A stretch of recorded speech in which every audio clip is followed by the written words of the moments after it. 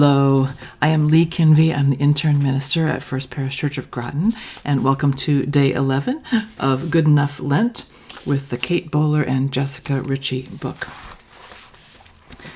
Today's chapter is called Happy Enough. My grandpa's favorite place in the world was the Dead Sea.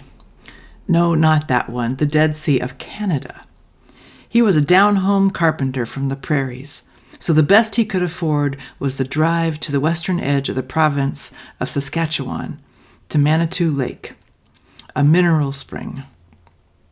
In the day, he could defy gravity for hours and stretch his legs and arms out on the buoyant surface of the saltwater lake like a human balloon. Then, as the sun set, he could saunter over to the lakefront's dance hall, the fabulously and appropriately named Dance Land. It was packed 7 nights a week, and there my grandpa was able to feel the pull of the full orchestra playing and enjoy another gravity-defying experience, a performance dance floor made in 1928 with horsehair pads placed under a shining maple floor. Probably the only one left in the world because, well, that's a strange combo. But in the middle of nowhere, completely content, he didn't just dance all night long. He sailed. To be honest, that all sounds incredibly fun to me. But if I were to scan a top 100 things to do before you die list, I doubt that driving to rural Saskatchewan to go swimming in salt and dance on animal hair would appear. Not everyone's dream is Danceland. I can barely write that word without an exclamation point. Danceland! In fact, our culture has become enamored with a narrow set of criteria about what constitutes a big moment. If you're an aspiring social media star in California, you'll need to be photographed in a crown of flowers at Coachella. If you're visiting the Grand Canyon, who but security can pull your spandex body in a yoga pose from teetering on the edge of a cliff? You might be smiling astride a camel in front of the pyramids, or throwing yourself out of a plane with a strong series of #skydiving, #letitgo, #limitless hashtags. You did it! You won Instagram! Desire can feel like an endless hunger, but there's a feeling we get when we feel full, contentment, and it's much harder to describe or explain. It's difficult to photograph the feeling you get looking out your window, or the rush of satisfaction when you see a smiling face. Maybe you want to cherish the perfect cup of tea or get that amazing stretch after actually sleeping through a night. Most of the big moments will not seem terribly important to anyone else.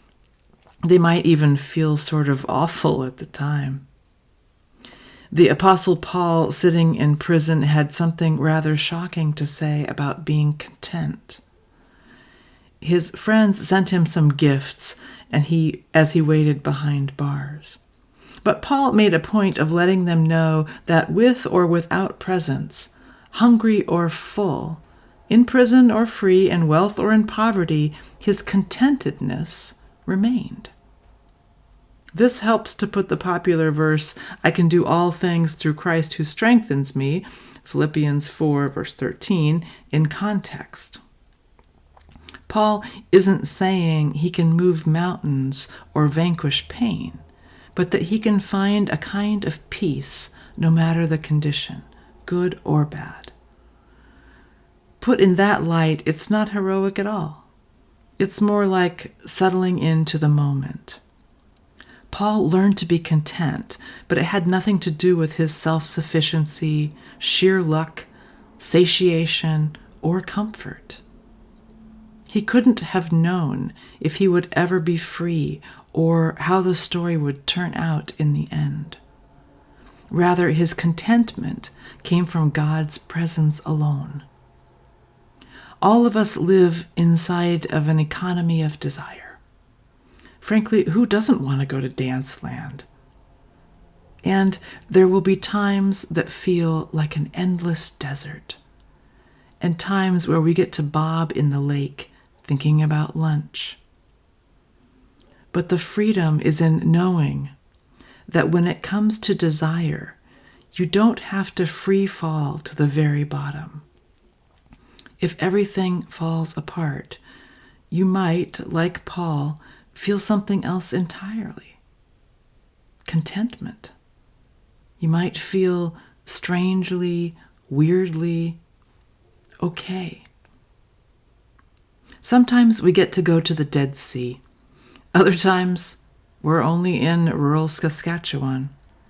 But the best life is the one we can actually have, where even if there's very little to go around, there will still be big moments that feel like enough. When my mom went back to visit the place her dad has spent his carefree days, she had her own version of Dance Land. She wanted to see the tiny local Anglican church, which boasted a medieval stained glass window. After a long search for the key at the locked church, which it turns out could be picked up by absolutely anybody at the local Radio Shack if you ask for Irene, she popped in to see what was advertised as a stunning historical masterpiece. It wasn't. It was not a miracle window that somehow survived for over 500 years and was shipped to the New World. It was a very pretty, medium-old window. And my mom was pleased as punch anyway, because, hey, it was good enough. And this is Kate and Jessica's blessing for the life you have.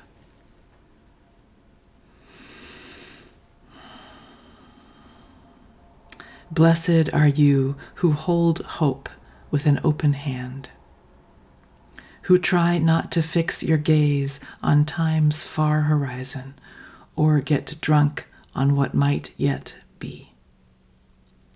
And blessed are you who avoid walking too far down memory lane, getting stuck wondering if that was as good as it gets, if you've peaked, or feeling resentful about all that has disappointed before.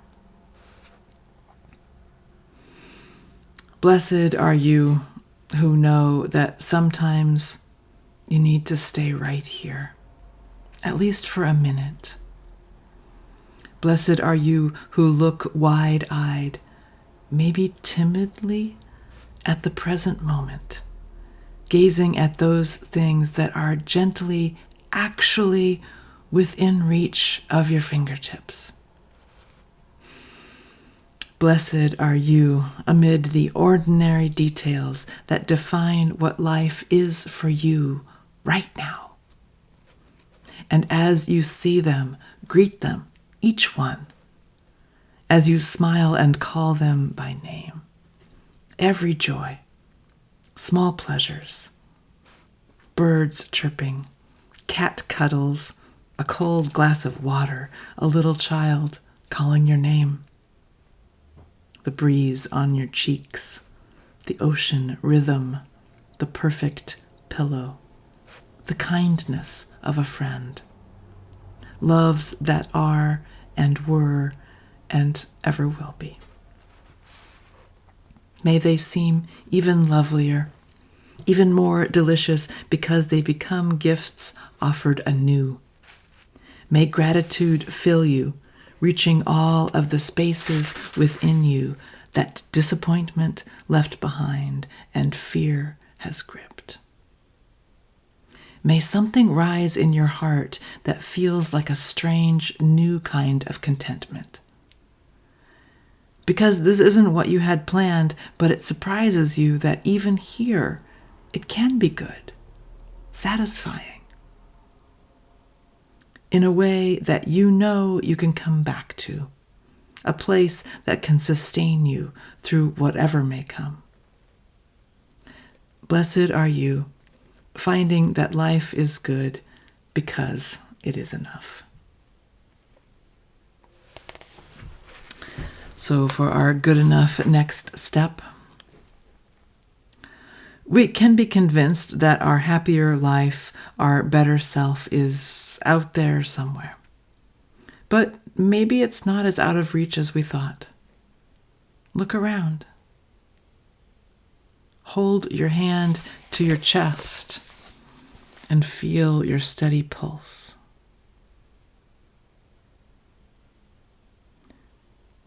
What feels like contentment right now? Maybe it's a dance floor made of horsehair, or under the window of your favorite church, or right here, wherever you're sitting, at a desk, in your love-worn chair, on a porch listening to the birds.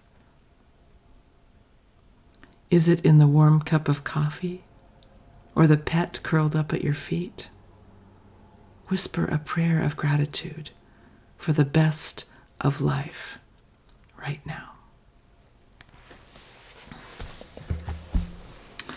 And from our Good Enough guide that you can download online, an adapted prayer. Spirit of unfathomable love, grant me freedom to come out from under what is not mine to carry.